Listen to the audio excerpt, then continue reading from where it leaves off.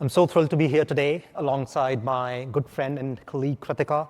Let's give her a huge round of applause as well, please.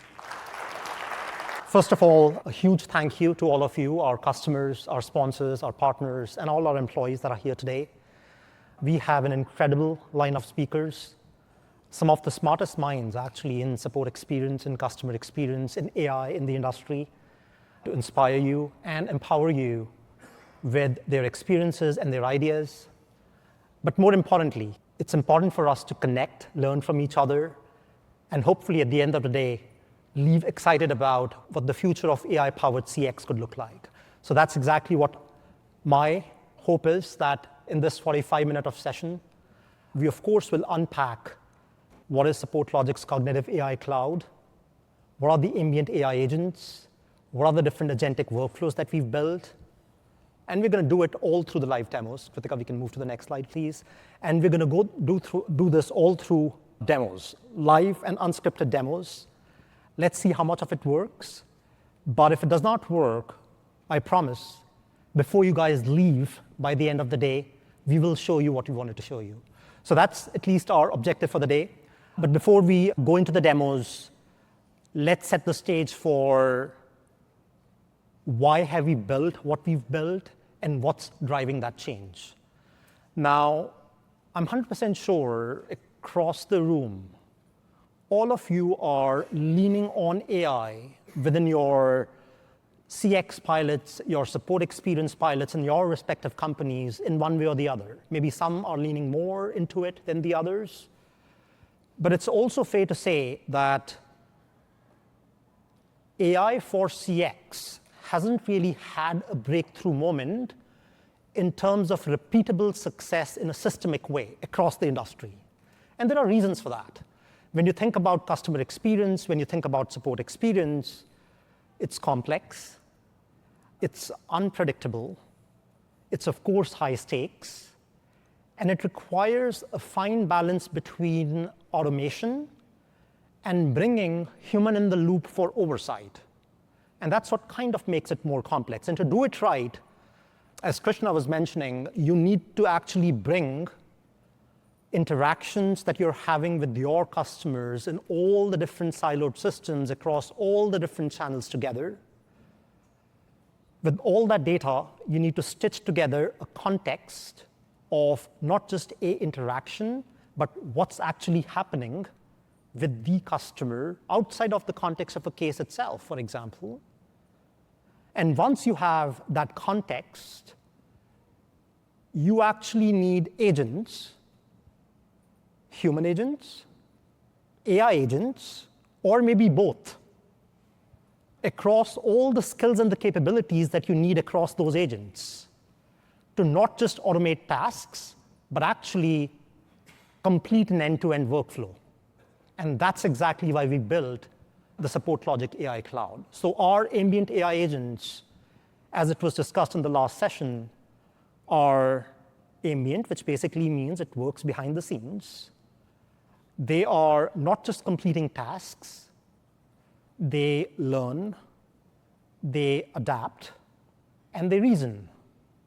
And by doing that, and by orchestrating all those different tasks, we are able to actually stitch together an end-to-end workflow. So what we're going to show today is across the different user personas, we will take some sample workflows. So for example, if I am a support leader, maybe my most important task is to get, not to solve cases, of course, maybe help engineers to solve cases, but more importantly, how can I detect patterns and trends? Or if I'm a support engineer, then of course, my main task is not to send automated responses to my customers. That's not my main goal. My main goal is if a ticket has come to me and it has an issue, I need to be able to troubleshoot it. So we will take personas and then go through the end-to-end workflows in the context of a persona.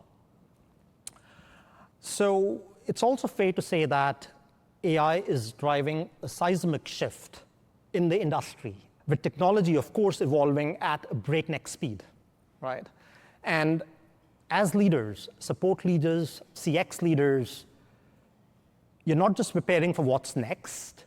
Sometimes you're actually racing to keep up with what actually may have been released in the last couple of months, right? We hear about, and we experience it at SupportLogic, the pace at which the LLM models are getting defined, refined, is not anymore in months or quarters. Actually, it's in days and weeks. And that's exactly what we help at SupportLogic do for you, help you navigate all the change and the pace at which that change is happening on your behalf. And I'm going to park this slide for a while. I actually will come back to the slide and talk about the numbers a little bit more in detail. Let's first go through the demos. That's what I'm here for, right? Again, as I said, we will take 5 different user personas: the end customer, a support manager, a support engineer, an account manager, and a quality assurance manager. And then across all these, we will take some typical day in the life tasks, but then show you how our Ambient AI agents are redefining how those tasks can be done using agentic workflows. The first persona here is the end customer. So, of course, your customers typically engage through your external facing portal. Chris was talking about it. And typically, it's going to be either they can self-serve themselves on the portal, ask for a question, find the right answer, something that Chris was talking about, or typically your portal could also embed a conversational chatbot, right? And this is where we are introducing today, as Krishna was mentioning, our beta release of the Chatbot SX Agent Force. And with this, you basically get 2 things. One, you get complete observability with sentiment and signal detection, not just for your human interactions, but also for your AI agent interactions. That's number one. Second, you could also leverage the power of SupportLogic Ambient AI agents directly within Agent Force. And that's exactly what we're going to show you in the demo. For example, the same knowledge agent that powers precise answers that, again, Chris was talking about in the context of the portal could also be powering your chatbot conversation as well. So in a way, while Agent Force is your planning, reasoning, autonomous action platform, Chatbot SX on top of Agent Force provides you the oversight, the sentiment intelligence, and of course, the brand compliance. OK, let's switch over to the demo. What we are seeing on the screen right now is just a sample Salesforce site that we've created. This could be any of your portal sites. For example, NICE, we know, uses Salesforce Experience Cloud. This could be embedded over there, or it could be any. And let's give it a moment. Yeah. So here, let's say I've had a conversation where, first on the conversation, it is able to identify who I am because it's a portal. I've logged in. It knows I'm Kathy in this particular case. And let's say I have a basic question: how do I set up users in SupportLogic? Now, this is again invoking SupportLogic's knowledge agent that could bring back the precise answers, combing through all the different knowledge sources that you could have connected to your portal. In this case, you can come back with a response. And of course, there are also links that you can click to, of course, navigate directly to the answer so that I don't even need to create a case. The second thing that I can also do here is, for example, I can say, what is the status of my whatever existing issue that I may have had, an existing case that I had? So let's say if I ask for the status of an issue, now again, here you have the reasoning capabilities in Agent Force, where it knows, because I am Kathy, I'm related to this particular account, it is basically doing some keyword matching. It's able to find a case that has matching terms, and it basically asks me to confirm if this is the case that I'm actually talking about. So I say, yes, this is exactly the case. And it, let's say, comes back with the response that the team suspects that there is some issue or something that I, as an end customer, am not happy about now. So let's say this is where now I'm expressing my frustration sentiment in the conversation itself, saying this is not acceptable, this is impacting my production system, or whatever that is. And this is the conversation that I'm having with an AI agent in Agent Force right now.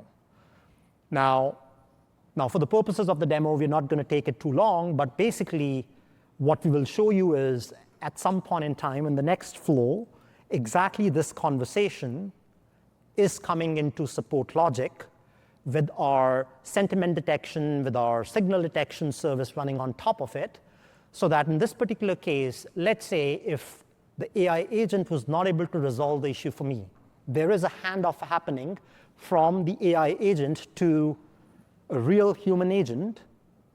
All the context, the sentiments, are passed on as inputs to the human agent. That way, he or she is not walking in blind and has all the context of what may have transpired so far. So this is a very quick, short demo of Chatbot SX Agent Force, where you can plug in our ambient AI agents and, of course, have a conversation. And in the second flow, we will see how this conversation comes into SupportLogic.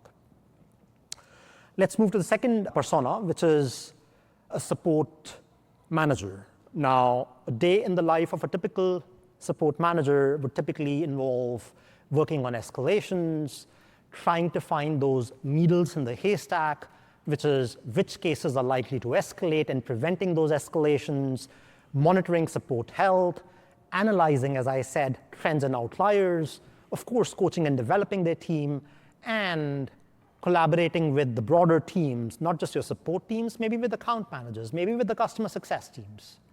Now, what we're going to see now in the next demo is how we leverage the ambient AI agents that are working behind the scenes to, for example, help a support manager do an escalation workflow where if there is a case that is likely to escalate, what are some of the triggers that the system is sending to the user to help them prevent those escalations? Almost like next best actions, not just insights, even the next best actions. Let's move on to the demo. So now this is the view that most of our customers most likely are very familiar with. This is our landing page, the console. This is where I, as a support leader, let's say, start my day. I want to basically look at what are some of the cases that need my attention. There you also have the likely to escalate cases. Let's say I've picked on this particular case. This is exactly the same case that came from Agent Force, where there is a history of interactions. There are a lot of negative signals and sentiments, including frustration signals, as we can see. Now, let's say I know as a support leader, and this also has at the very top on the right-hand side in red, the likely to escalate tag. So this is one of those cases that our machine learning models is predicting as a case that will most likely escalate. So this is where I start an escalation review, which is powered by our ML models. Now, a couple of things, as you can see on the screen. One, it gives me a very quick summary of why does our ML model think this case is likely to escalate. For example, in this particular case, maybe certain SLAs may have been missed. The current agent either may not have the right skills to be solving this issue, or maybe they don't have a good history of working with this particular account. Or you can also see the agent is already working on many other escalations. So this is not the only case. There are other high-profile, high-stake cases that the agent probably is already multitasking with. Or maybe the customer itself, in this particular case, has many active escalations going on. So this is not the only case. So this is just a quick summary. But then right below that, you see the top contributing factors. For this particular case, there is very clearly the attention scores are going up. I can review those scores. I can see how, for example, whether it's the attention scores or maybe the sentiment scores have been trending. So the sentiment is going down and the attention signals are going up, which is not a good sign. Or it also tells me there are a lot of negative signals. I can actually review those signals very quickly. All the frustration that we saw that the customer was having with the AI agent is all seen here. Or there are whatever other factors that could be contributing towards this case to be likely to escalate. I can also look at, for example, agent insights in this particular case. This agent has a high backlog. They have a fair time overlap because we do manage the shift, and we know through data that can be mapped in SupportLogic or can be brought in from your CRM, we know that there is not a good overlap between the agent, the working hours of the agent, and the working hours of the customer. But more importantly, there is not a great skill match in this particular case. So this is where right below this, you also see the recommended actions. I can, for example, as a manager, intervene. I can send a response directly to the customer, or in this particular case, the action that is most important, that looks like as the most important action is to actually reassign this case to a different agent. So this is where our routing agent comes in. So again, going back to our thesis of it's not just an agent working in isolation. It's agent orchestrating with each other to complete a task. So in this particular case, our routing agent is coming up with better recommendations for agents that can be actually working, or that should be actually working on this case. And this could be based on the time overlap. This could be based on the skills. This could be based on prior history with the customer, or of course, the bandwidth of the agent as well. All right, maybe the second thing that I'm going to look at from a support manager persona is outside of a particular case, how do I actually detect trends and patterns across a cohort of cases? Now, this is typical because let's say I'm a support manager. I have a meeting coming up with my chief customer officer where I want to talk about not just individual cases, but about typical trends and patterns. So here we have, and this is something we are currently working on. We will be announcing it very soon with our next quarterly release. But what this allows you to do is it allows you to actually create a cohort of cases. You can very flexibly define them. If you see here, you have all the metadata, your case fields, your customer fields, your any custom fields. So you can basically create your filters for the cohort of cases. And then the system basically gives you a summary, not just for the case. A lot of our customers today are using case summaries at an individual case level. But this gives you the ability to actually create a summary across a bunch of cases. So for example, if I'm a support manager responsible for North America region, I can basically get trends and patterns across all cases that are impacting my North American customers. Now, in this particular case, just as an example, you see, of course, the high impact issues, you see the signal indicators, but most importantly, you see the patterns and the trends. The most important pattern here is there is an increase in case volume, something that I, as a support manager for a particular region, need to be aware of. It's not just increase in case volume, there is actually increase in escalations as well. Or for example, it very clearly calls out maybe there are two agents that are handling a lot of cases. So maybe the workloads are not that well balanced. Or maybe there are certain issues in certain parts of the products. Maybe there was a new product launch and that part of the product has more issues of late. So it's actually detecting those similar cases that are related to similar products or have similar issues. Now, all of this is also possible because many of you here use our case summaries, which are, as of now, real-time on demand. What we've done now going forward is we also have auto-summarization, because once we are actually able to generate those summaries behind the scenes, then we actually can mine all of that data. So in case summaries, you have the issue tags. Now, when it is persisted, you can mine all of that data, and then you could have thousands of cases, and then you can bring all of those things together and say, OK, here are the trends and the patterns. So in this particular case, very clearly, one emerging trend for me is that the number of escalations and the case volume is definitely going up. So this is where you also see the agentic actions being proposed. So for example, as a support manager, I can trigger an escalation for review, but not just for a case, but across a cohort of cases. So I can very clearly see week over week, both the number of escalations as well as the escalation percentage is increasing, which is alarming. I also see key insights, which could be, for example, in this particular case, related to 4 cases being related to the same product, same kind of an issue, and I'll dive deeper into that maybe in a moment. But then I also see who are some of the impacted customers, who are the account managers. Maybe as a support manager, I may want to give a heads up to my account manager. And of course, the top escalation reasons, again, in this particular case, it being repeated occurrence of certain kind of issues, long issue resolution times, and of course, maybe from an agent perspective, the communication is also not optimal. But again, let's go back maybe to the key insights. Here, as you can see, I can see there are 4 cases that have the same recurring problem. Maybe I want to dive deeper into that. I can now see those 4 cases. And from there, I can actually go into a particular case once again. And similar to what we did before, which was a likely to escalate review, now I can actually do the escalation review for that particular case. All right, so this was just a quick recap. This was from a support manager perspective, typical tasks and how our ambient agents are orchestrating some of those tasks to basically solve a problem, in this particular case, an escalation review or detecting trends and patterns. The next user persona that we're going to focus on is a support engineer. Now, again, day in the life of a typical support engineer is, of course, triaging and prioritizing their cases, troubleshooting and resolving issues. That's the most important thing.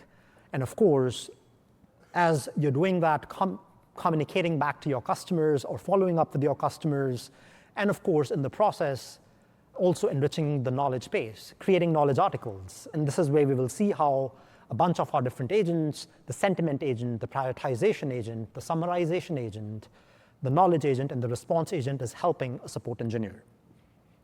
So here, what you're seeing right now on the screen is the SupportLogic widgets that we've built.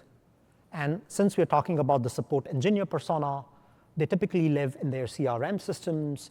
So the widgets can be embedded within your CRM. For the purposes of the demo, this is embedded within Salesforce, but this could be your ServiceNow system. This could be your Zendesk, your Freshworks, or Microsoft Dynamics. Now, the first view that you're looking at is SupportLogic's view of your case backlog, something that a lot of our customers here are already using. What we've enhanced here is, and again, this is the ambient AI agents working behind the scenes, always working on cases. If there is any change, it's already detecting those changes. So in this particular case, it's actually flagging 3 cases for the support engineer that requires maximum attention. And we'll go through these 3 cases that are slightly different one by one. The first case is, as you can see, and again, just for recap, if some of you attended the keynote from last time and my product demo from last time, all right, so what we essentially do is we take all the metadata, all the interactions, everything that is happening around the case. We create a case summary that has the problem statement, the current status, and the next steps. And then we basically take the entire case summary, we pass it to our precision RAG engine, which basically comes back with the relevant knowledge sources and creates a knowledge summary for it, right? So that's what you're seeing on the right-hand side. Now, what we've enhanced in this workflow is there are times when the case does not have enough information for an agent to be able to troubleshoot. So this is where, as you can see on the right-hand side, right next to the case summary, you have a clarity score of 2 marked in red, which basically indicates to the support agent that maybe there is not enough information in the case for them to be able to technically troubleshoot. So here, the recommended next step, based on the agentic workflow, is a draft response for the agent to be asking the triaging questions that probably are needed for them to be able to troubleshoot and solve the case. So in this particular case, rather than actually coming up with a knowledge response or a knowledge article, which probably may or may not solve the problem because the problem's description itself is not clear, it's essentially prompting the agent to ask triaging follow-up questions, which can be very easily and quickly sent back to the customer. We go to the second case. In this case, there is a high clarity score, as you can see. And because you have a high clarity score, we take the case summary, we pass that case summary into our precision RAG engine, which combs through all the knowledge sources. These could be your past tickets, these could be your Confluence pages, this could be your knowledge articles, whatever be it. And in this particular case, let's say there was another similar case that got created where similar problem was solved, a knowledge article was created. So it's helping the agent, and that's why it basically bubbled up to his top of the list, because it's telling the agent that there is already a solution to this problem in the meanwhile. So very quickly from here, the agent can look at that solution and, of course, link that solution directly to this case and of course, send the response back to the customer. So again, working behind the scenes to figure out if there were other similar such cases where the solution was already found. The third example here is, again, a case that has high clarity score, high knowledge score. Maybe in this particular case, a solution was already proposed to the customer. In this case, it's just a simple follow-up, but still reminding the agent to send this follow-up saying, hey, I already proposed a solution. Did it work? Did it not work? If it worked, great, I'm going to close the case. And in this particular case, maybe what I can also do is I can create a draft knowledge article already based on whatever solved the problem for this particular case. So again, helping an agent enrich their knowledge bases by creating a new knowledge article, because we have all the information in the case. We have the issue tags, we have what was the exact problem, we know what the symptoms were, and what really helped solve the case. So helping the agent create a new knowledge article. All right, let's move on to the fourth user persona, which could be your account manager, could be your customer success manager. Typically, they are working on identifying expansion and renewal opportunities at their existing accounts or maybe churn risks. Of course, collaborating with the broader team could be your support managers, could be your customer success teams, continuously monitoring the health of your customer, and of course, managing relationships and engaging with customers. So here we will see how our ambient agents help complete some of these workflows. Okay, so for this, I'm again back into the Salesforce widget, but again, can be any CRM, can be embedded there. Let's say I'm an account manager, I have a renewal coming up, and while I'm in my CRM, I basically get a quick preview of the overall account health score powered by SupportLogic within CRM itself. So here I can see for FC Tokyo, I have an upcoming renewal, but I see there is a churn risk. And I see the exact cases that are contributing towards that churn risk. I also see the trend of the account health score, which is not great, but trending down. I get a quick snapshot of there are a lot of active and closed escalations. Maybe there are a lot of cases with low sentiments. Enough reasons for me to actually inspect this further. So from here, I can directly launch. All right, so now we are within SupportLogic UI, taking a deeper look at what's happening with my account FC Tokyo. So again, I get the account health score. Let's maybe also scroll up, Kritika, to see the account summary. So again, here we create a summary of what's really happening in this particular account. For example, if there are some high impact issues that I may need to focus on as an account manager, maybe I have an upcoming meeting with my support leader. These are some of the high impact issues that I may want to discuss. If I hover on this, as Kritika just did, we get a quick summary for that particular case. So I get the high impact issues. I see signal and risk indicators. For example, in this particular case, there are growing frustration signals. There are escalation requests directly from the customer and so on. I can actually go inside those cases. And I also get some overall patterns and trends. I scroll down. I get the overall health score.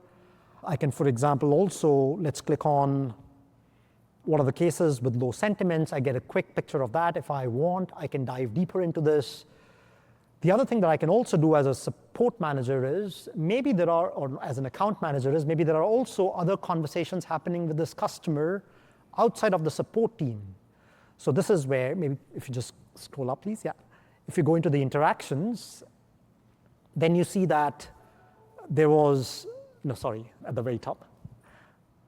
Yeah, so as you can see, there's a spike in the interactions that are happening with this particular customer, which is probably because there is an upcoming renewal. Maybe my customer success teams have been talking to them.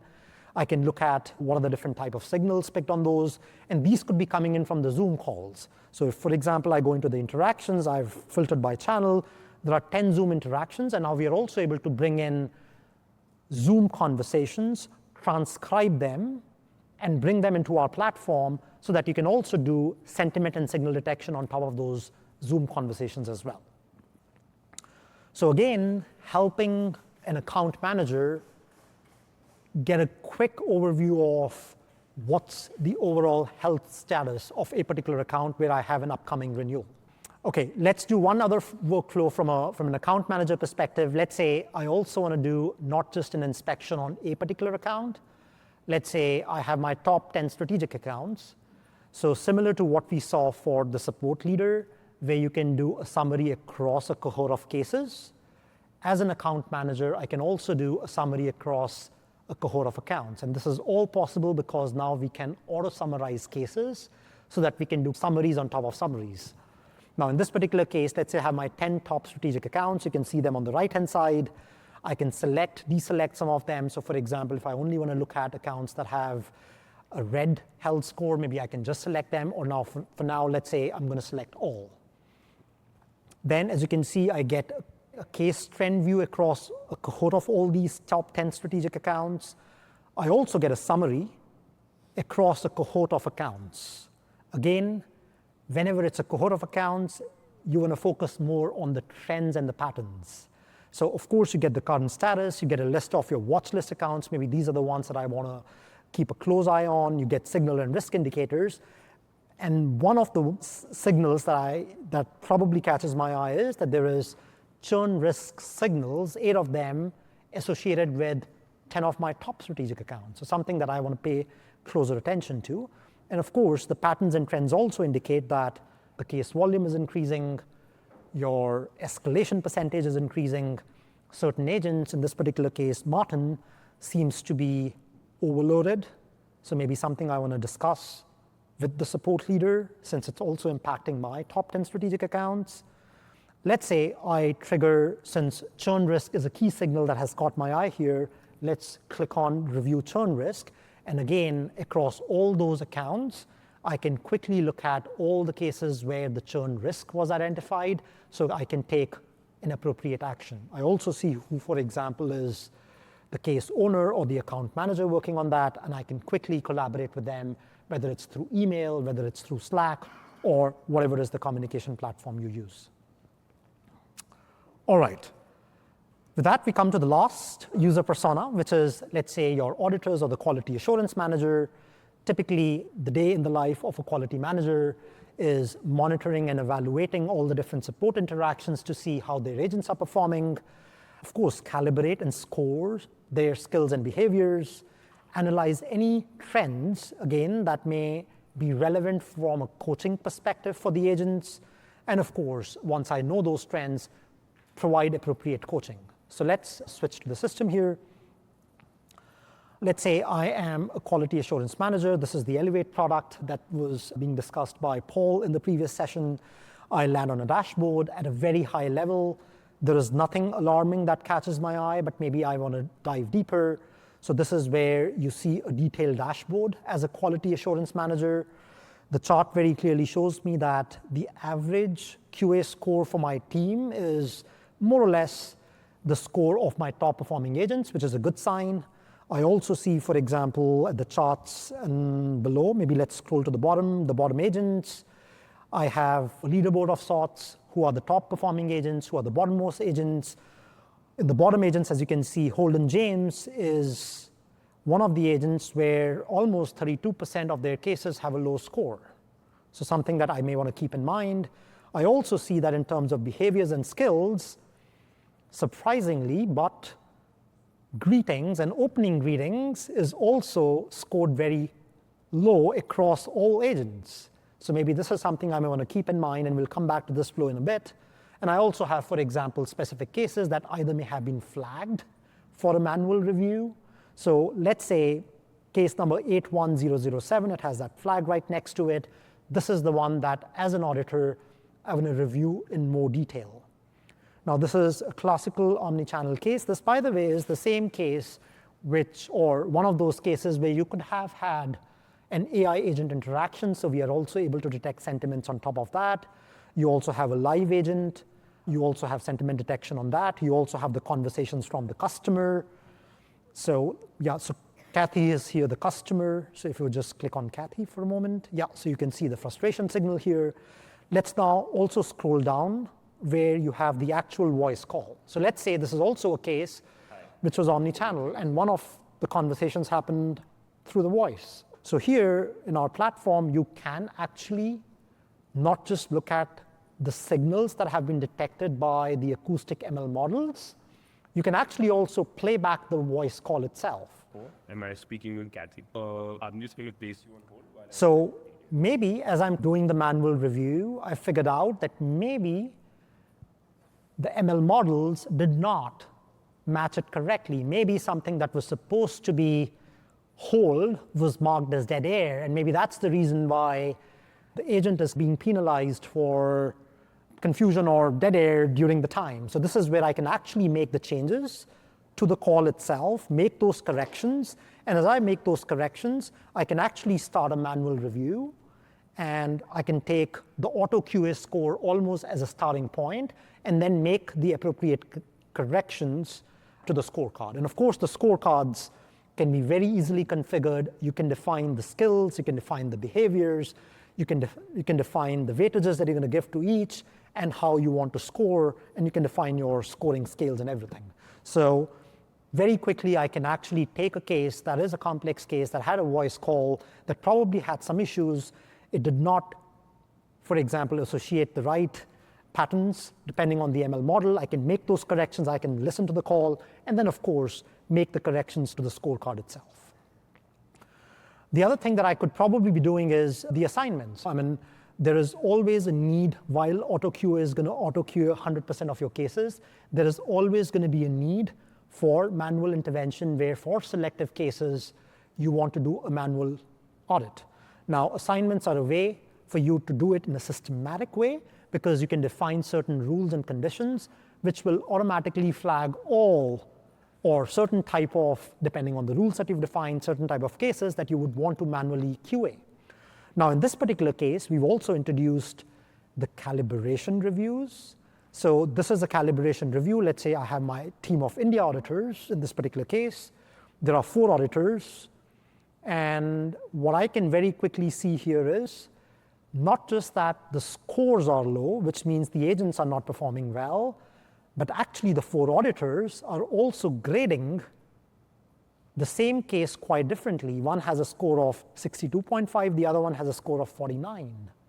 And this is also something that maybe as a QA manager, I need to pay attention to because this feedback is going to percolate down inconsistently then to the agents.